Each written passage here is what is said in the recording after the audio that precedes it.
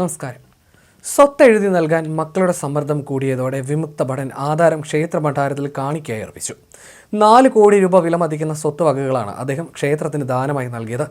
തൻ്റെ സ്വത്തുവകകൾ ക്ഷേത്രത്തിന് കൊടുക്കുകയാണെന്ന കുറിപ്പും ആധാരത്തിനൊപ്പം കാണിക്കയിലിട്ടു. സ്വത്തിനു വേണ്ടി കടിപിടി കൂടിയ മക്കൾക്ക് എന്തു വന്നാലും തൻ്റെ സ്വത്ത് നൽകില്ലെന്ന വാശിയിലാണ് ആ പിതാവ്. ആരണിക്കടുത്ത് കേശവദാസപുരം സ്വദേശി എസ് വിജയനാണ് സ്വത്ത് ക്ഷേത്രത്തിന് നൽകാൻ തീരുമാനിച്ചത്. തിരുവണ്ണാമലയിലെ പടവീടിലുള്ള രേണുകാമ്പാൾ അമ്മൻ ക്ഷേത്രത്തിനാണ് ഒറ്റ ദിവസം കൊണ്ട് കോടികളുടെ സമ്പത്ത് ലഭിച്ചത്. ഭണ്ഡാരം തുറന്ന് പരിശോധിച്ചപ്പോഴാണ് വസ്തുവിന്റെ ആധാരവും അത് ഇഷ്ടദാനം ചെയ്യുകയാണെന്ന കുറിപ്പും ലഭിച്ചത്. കരസേനയിൽ നിന്ന് വിരമിച്ച വിജയൻ അധ്യാപികയായിരുന്ന ഭാര്യ കസ്തൂരിയുമായി പിണങ്ങി തനിച്ച് താമസിക്കുകയാണ്. 2 പെൺമക്കളുടെ കല്യാണം നേരത്തെ കഴിഞ്ഞു. സ്വത്ത് എഴുതി തരണമെന്ന് പറഞ്ഞ് പെൺമക്കൾ ശല്യപ്പെടുത്തിയപ്പോഴാണ് ഈ തീരുമാനമെടുത്തതെന്ന് രേണുകാമ്പാളുടെ ഭക്തനായ വിജയൻ പറയുന്നു. ക്ഷേത്രത്തിനടുത്ത് തന്നെ 2 വീടും സ്ഥലവുമാണ് ദാനം ചെയ്തത്. കഴിഞ്ഞ ദിവസം ഭണ്ഡാരം തുറക്കുന്ന വിവരം അറിഞ്ഞ് ആധാരം തിരികെ ചോദിക്കാൻ വിജയന്റെ ഭാര്യയും മക്കളും ക്ഷേത്രത്തിലെത്തിയിരുന്നു. എന്നാൽ ഭണ്ഡാരത്തിലിട്ട സാധനങ്ങൾ തിരിച്ചു നൽകാൻ പാടില്ലെന്നതാണ് കീഴ്വഴക്കമെന്ന് ക്ഷേത്ര ഭാരവാഹികൾ അറിയിച്ചു. ഇതോടെ പിതാവിന്റെ സ്വത്തുക്കളെല്ലാം കൈവിട്ടുപോയ മനോവിഷമത്തിലാണ് മക്കളും ഭാര്യയും.